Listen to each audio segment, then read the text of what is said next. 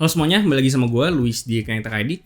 Oke, jadi kemarin itu di Mechanical Keyboard sempat ada hal yang menarik menurut gue, karena Rexus itu baru aja ngerilis yang namanya Rexus Daxa M64 Classic, yang dimana keyboard ini mengingatkan gue dengan sebuah keyboard yang rilisnya udah dari pertengahan tahun 2020 yang lalu. Dan yang gue maksudkan ini adalah VX64 Lite, yang dimana dia itu kabel sama kayak si M64 Classic ini gitu. Karena kalau misalkan ngomongin soal layout, semua keyboard layout itu sebenarnya kurang lebih sama aja, kayak TKL sama TKL kurang lebih sama, keyboard 75% sama 75% yang lain juga kurang lebih sama. Jadi kalau misalkan kalian bandingin layout sama layout, menurut gue kurang fair karena keyboard itu banyak hal yang ditawarin, mulai dari fitur, tapping feel-nya enak atau enggak, dan segala macamnya.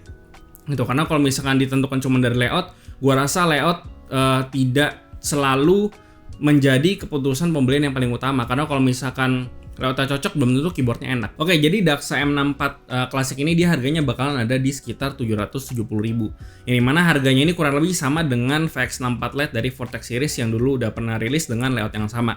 Gitu, dan mengingat availability dari si VX64 Lite itu cukup goib, atau bisa dibilang bahkan kayaknya sekarang gue lihat udah nggak eksis lagi. Jadi kayaknya si Daxa M64 Classic ini sepertinya bakalan jadi produk substitusinya buat kalian yang cari keyboard 60% dengan total 64 key kayak gini. Untuk pilihan warna itu ada dua, ada yang warna abu-abu hitam kayak gini, terus ada yang warna putih abu kayak yang ada di belakang gue ini gitu. Dan keduanya itu punya aksen warna merah yang dimana kita dapat dari bawaannya langsung dari keyboard ini. Buat layoutnya sendiri, dia ini layoutnya 60%, jadi memang secara dimensi atau ukuran itu compactnya sama kayak keyboard 60% yang biasanya suka kalian temuin kayak VX5 Pro, kayak MaxSpeed 61 dan sebagainya gitu. Cuman dia ini total key-nya itu ada 64, jadi dia itu ada dedicated arrow dan dia juga punya dedicated delete.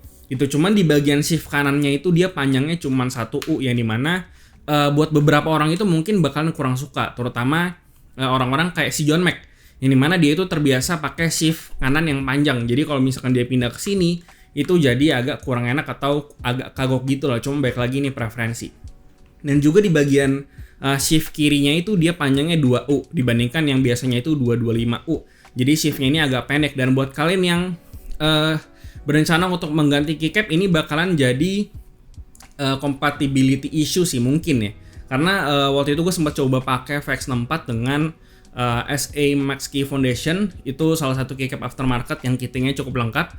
Itu gue nggak menemukan shift 2U di sana gitu ya, di kitting SA Max Key Foundation yang waktu itu gue beli. Waktu gue coba pakai di VX64 gitu. Jadi ya mungkin kalau misalnya kalian pengen beli keyboard ini dan kalian pengen beli aftermarket keycap, mungkin bakalan susah nyari shift 2U-nya, atau mungkin solusinya ya kalian bisa pakai keycap yang lain cuman yang tidak shift gitu. Mungkin pakai angka atau apa yang bisa muat selama panjangnya itu 2U. Nah, berhubung keyboard ini layoutnya 60%, jadi untuk dedicated key kayak F1 sampai F12, terus kayak patch up, patch down dan segala macam itu nggak ada.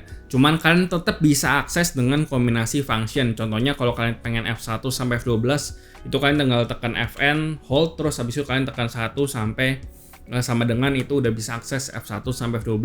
Dan untuk semua kombinasi buttonnya kalian bisa cek dari buku manualnya aja. Nah, yang bikin si Daxa M64 Classic ini lebih oke dibandingkan dengan VX64 Lite itu menurut gue adalah karena si Daxa M64 Classic ini dia sudah menggunakan PCB south facing.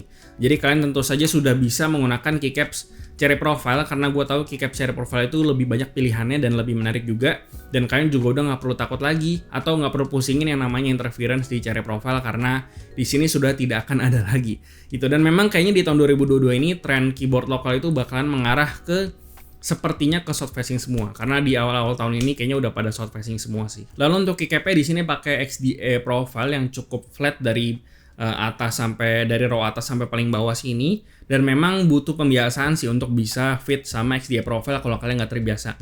Dan gue pribadi pun tuh pakai XDA profile pertama kali di keyboard ini, karena sebelumnya itu gue pakai cherry, biasanya itu memang perlu yang namanya pembiasaan gitu. Cuman kalau misalnya kalian nggak suka, kalian selalu bisa ganti si keycapnya ini gitu ya. Dan dia itu bahannya dari PBT Dicep, dan secara overall sih dari sisi printing konsistensi setidaknya di kedua unit gue itu nggak ada masalah sama sekali. Di paket pembeliannya itu kita ada dapat kabel braided Type-C, terus ada dapat switch dan juga keycap puller, ada switch spare juga yang kita dapetin di paket pembeliannya, terus ada yang namanya keycap spare juga kalau kalian pengen pakai macOS. Di sini ada untuk bagian keycap command-nya.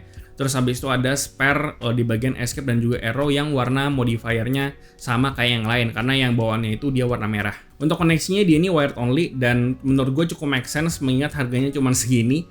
Dan kayaknya di range harga di bawah 1 juta yang south facing, so far gue cuma menemukan adanya si Daxa M64 Classic ini. Jadi untuk kompetisinya kayaknya untuk saat ini masih belum ada dan masih adanya cuma si keyboard ini doang. Keyboard ini udah hot swap dan soketnya juga universal, dia pakai Gateron socket.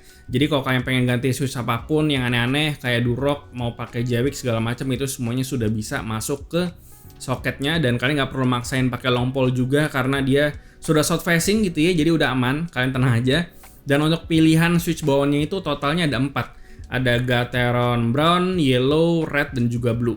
Itu dan kebetulan di unit yang gue sendiri dapat itu ada yang Gateron brown sama yang Gateron yellow. Dan untuk versi Gateron yang mereka pakai ini kayaknya mereka udah menggunakan mold baru si Gateron Pro kalau nggak salah, yang dimana udah lebih smooth dibandingkan dengan KS9 yang biasa. Dan untuk feel sendiri seperti biasa kalian bisa pilih aja, kalau kalian suka yang tactile kalian bisa ke Gateron brown, terus kalau kalian suka yang linear kalian bisa ke Gateron yellow, atau kalian pengen yang lebih ringan lagi kalian bisa ke Gateron red.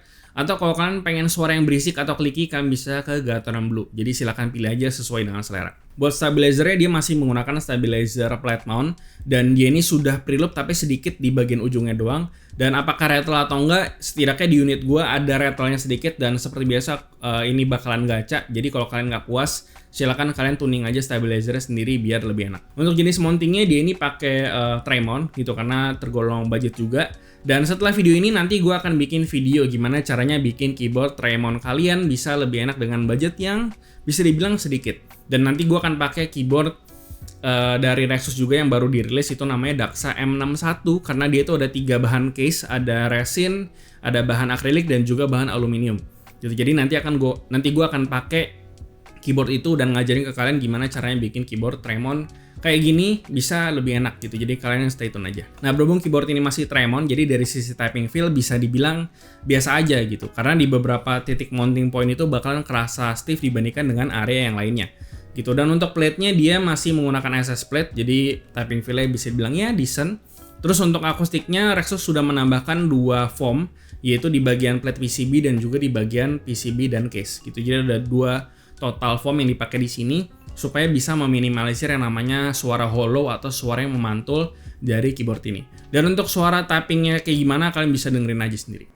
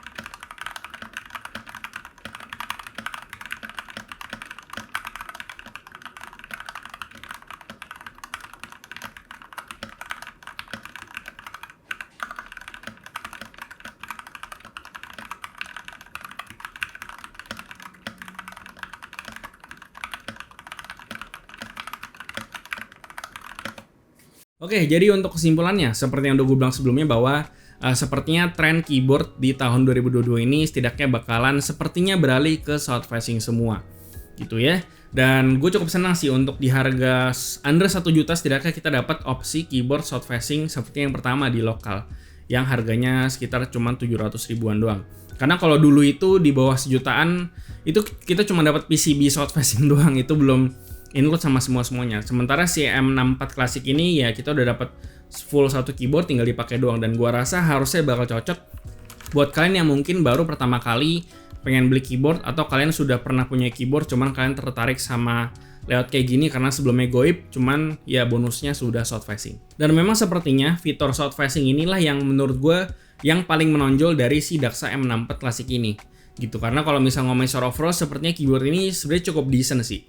Dan paling opsi upgrade-nya aja yang menurut gue bisa dibilang cukup banyak pilihan karena Rexus menyediakan case aluminium, case akrilik, dan nanti bakalan ada barebone resinnya juga nanti, dan yang nantinya bakalan kompatibel sama si Daxa M64 klasik, dan nanti bakal ada M61 juga yang nanti akan gue bahas di tutorial yang selanjutnya. Dan semoga aja sih fitur south facing ini kedepannya bakal diadaptasi juga sama brand-brand lainnya juga gitu ya, karena sepertinya yang awam-awam pun udah pada aware sama fitur south facing ini, dan mereka sudah mulai menyadari bahwa keycap Cherry Profile itu sebenarnya lebih banyak pilihannya dan warnanya lebih bagus-bagus gitu, dan typing feel-nya juga pasti lebih enak karena sudah south facing. Jadi gue rasa itu aja. Seperti biasa, kasih tau gimana pendapat kalian soal Daxa M64 klasik ini di kolom komentar di bawah.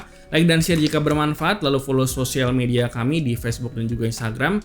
Join komunitas kami juga di Discord dan juga line open chat. Semua linknya ada di deskripsi. Yang terakhir, jangan lupa untuk subscribe. Gue Luis dari Krenk Tech ID. Sampai jumpa di video berikutnya.